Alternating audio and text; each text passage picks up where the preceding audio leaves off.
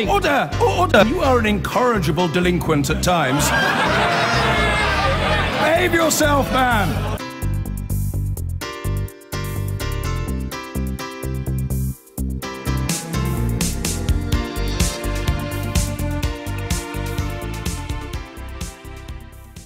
Say something.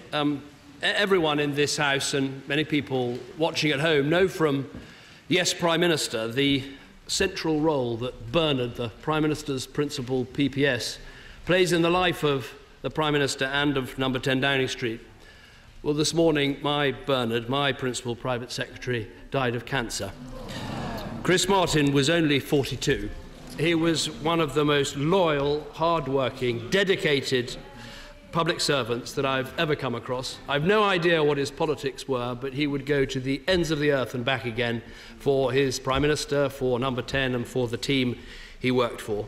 Today we're leaving the seat in the officials' box where he used to sit empty as a mark of respect to him.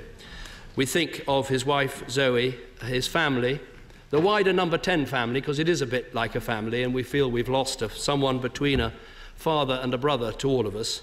And whatever happens, we'll never forget him. Yeah. Mr. Speaker, this morning I had meetings with ministerial colleagues and others, and in addition to my duties in this House, I shall have further such meetings later today. Fiona Bruce. Thank you, Mr. Speaker. Can I firstly echo the Prime Minister's sentiments regarding the passing of Chris Martin? And I'm sure that all members will have heartfelt thoughts and prayers today, and we would be grateful if they would be conveyed to the family at this time. Yeah. Vision, the excellent children's mental health charity in Congleton, tells me that the lack of a secure family life is a root cause of many problems experienced by the children it helps. The Prime Minister is a champion of family life. So can he confirm that announcements to be made later today will pass his family test by providing security for family relationships and opportunities for vulnerable children? Well, can I thank my honourable friend for her remarks, and there will be condolence books in number 10 and the Treasury and in the Security Service where Chris Martin worked. She's absolutely right that families are the best welfare state that we have. They bring up our children, they teach us the right values, and they care for us when we are sick and unwell. We want to help families, and the Chancellor will have something to say about that later, as we boost the national living wage, as we deliver tax cuts for working people, and crucially as we help with childcare. And as I've said before, all these policies should pass the test of helping Britain's families. Jeremy Corbyn.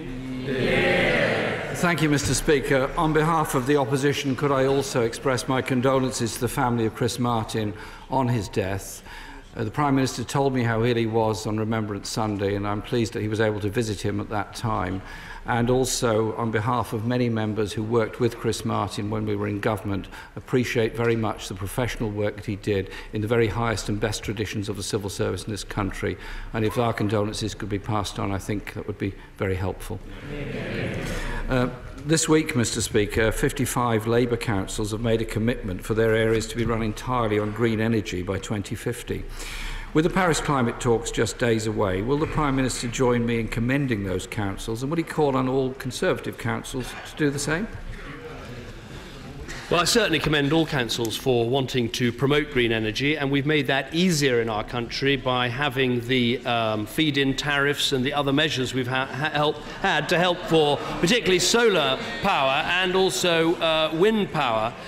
Will be taking part in the Paris climate talks because it's absolutely vital to get that global deal, but we have to make sure that we take action locally as well as globally. And I would make the point that if you compare the last Parliament to the previous Parliament, we saw something like a trebling in the installation of renewable electricity. Jeremy Corbyn. Thank you, Mr. Speaker.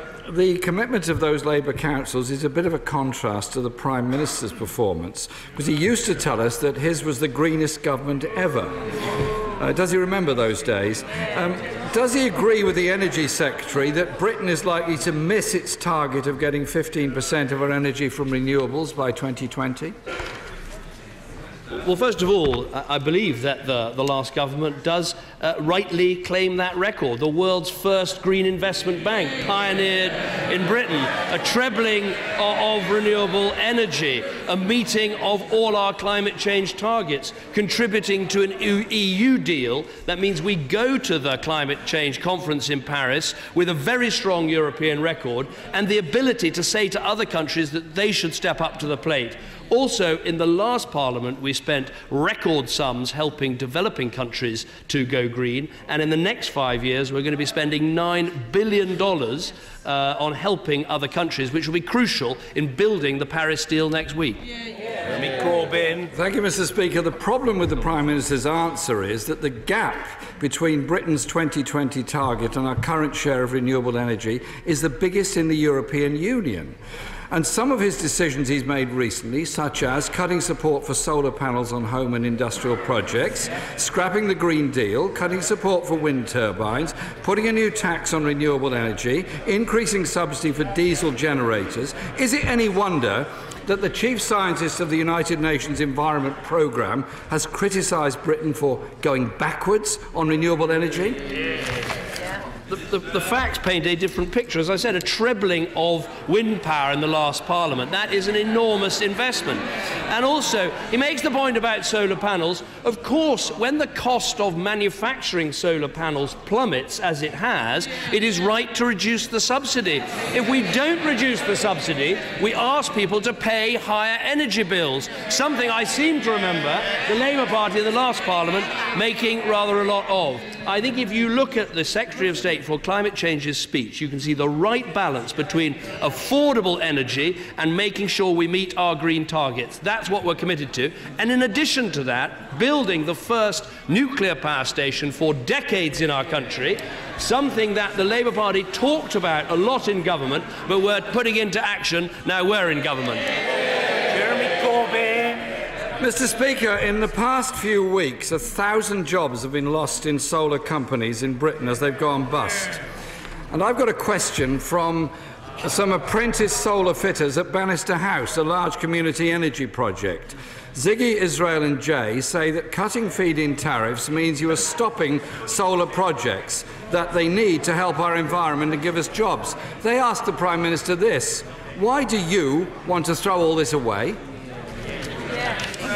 We are doubling investment in renewable energy in this Parliament. And as for solar panels, I think I'm right in saying in the last Parliament over 1 million homes were fitted with solar panels. It's right that we go on supporting that industry, but we should do it recognising that the cost of manufacturing solar panels has plummeted. And so therefore the subsidy should be what's necessary to deliver solar power, not what's necessary to pump up the bills of hard-working families. That's not much help to those who are losing their jobs in the solar industry at the present time. However, I'd like to ask the Prime Minister something else. Today is the International Day for the Elimination of Violence Against Women. On average, 2 women a week are killed by a current or former partner, and domestic violence accounts for up to 1/4 of all violent crime. Can the Prime Minister please explain why 1/3 of those referred to women's refuges in England are now being turned away? Well, we have put more money into refuges, and the Chancellor will have something to say about funding women's charities in his autumn statement today. Because the fact is, when it comes to rape crisis centres that we protected, or domestic violence centres that we helped to fund, this government has got a good record on helping women and making sure that the crime of domestic violence is properly investigated by the police and prosecuted in our courts. Thank you, Mr. Speaker. The late Denise Marshall, who was Chief Executive of the domestic violence charity Eves, put this very well when she said, "If you're a woman who's experienced some form of violence, I believe you have the right to the very best service, and the community owes you an opportunity to recover." In 2012, his government, the Prime Minister's government, signed the Istanbul Convention on Preventing and Combating Violence Against Women and Domestic Violence. This would make women's support services statutory and would have stopped the closure of Eves. Can the Prime Minister please tell the House when he will ratify the Istanbul Convention? Well, we're going one further than that, and in the autumn statement he'll hear in a minute, we're actually going to be putting more money into women's charities, including charities that fight domestic violence, that fight rape, and that make sure we cut out these appalling crimes in our country. In addition to that, we've also done more than any previous government to help in terms of preventing forced marriage and preventing the horrors of FGM that don't just happen in Nigeria and countries in North Africa, they happen here in our country too. I don't think any government before this one has got a stronger record on those grounds.